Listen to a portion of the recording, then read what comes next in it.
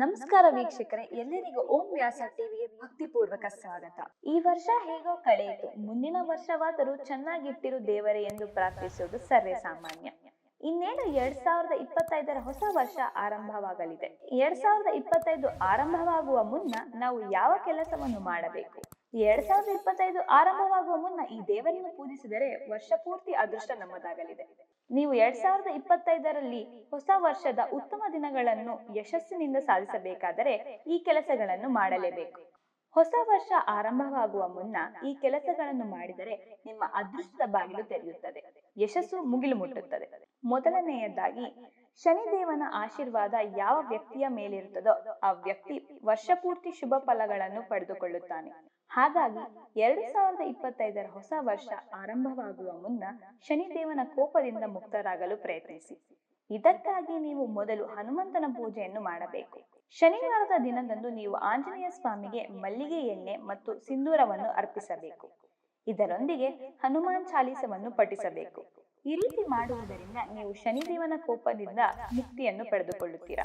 ಎರಡನೆಯದಾಗಿ, ಪ್ರತಿ ಶನಿವಾರ ದಿನದಂದು ತಪ್ಪದೆ ಶನಿ ದೇವಸ್ಥಾನಕ್ಕೆ ಭೇಟಿ ನೀಡಿ ಶನಿದೇವನ ಪಾದಗಳಿಗೆ ಕಪ್ಪು ಎಳ್ಳನ್ನು ಅರ್ಪಿಸಿ ಎಳ್ಳೆಣ್ಣೆಯನ್ನು ಶನಿದೇವನ ಪಾದುಕೆಗಳಿಗೆ ಹಚ್ಚಬೇಕು. ಇದಲ್ಲದೆ ನೀವು ಶನಿವಾರದಂದು ಎಳ್ಳೆಣ್ಣೆಯನ್ನು ದಾನವಾಗಿ ಕೂಡ ನೀಡಬಹುದು ಹಾಗೂ ಈ ದಿನ ಛಾಯಾದಾನವನ್ನು ಕೂಡ ಮಾಡಬಹುದು.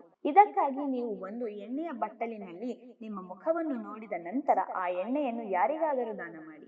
ಇದರಿಂದ ಶನಿದೇವನು ನಿಮ್ಮ ಮೇಲಿನ ಆತನ ಅನುಗ್ರಹವನ್ನು ಕರುಣಿಸುತ್ತಾನೆ. ಮೂರನೆಯದಾಗಿ, ಶನಿದೇವನನ್ನು ಪೂಜಿಸುವಾಗ ತಪ್ಪಾಗಿಯೂ ಶನಿದೇವನ ವಿಗ್ರಹವನ್ನು ನೇರವಾಗಿ ನೋಡಲು ಹೋಗದಿರಿ. ಶನಿದೇವನನ್ನು ಮೆಚ್ಚಿಸಲು ಪ್ರತಿ ಶನಿವಾರದ ದಿನದಂದು ವಿಧಿವಿಧಾನಗಳ ಪ್ರಕಾರ ಶನಿದೇವನನ್ನು ಪೂಜಿಸಿ. ನಾಲ್ಕನೆಯದು, ಅರಳಿ ಮರಕ್ಕೆ ಪ್ರತಿನಿತ್ಯ ನೀರನ್ನು ಅರ್ಪಿಸಿ ಪೂಜೆಯನ್ನು ಸಲ್ಲಿಸಿ 7 ಬಾರಿ ಪ್ರದಕ್ಷಿಣೆಯನ್ನು ಹಾಕುವುದರಿಂದ ಶನಿದೇವನ ಶೀಘ್ರದಲ್ಲಿಯೇ ಪ್ರಸನ್ನನಾಗುತ್ತಾನೆ.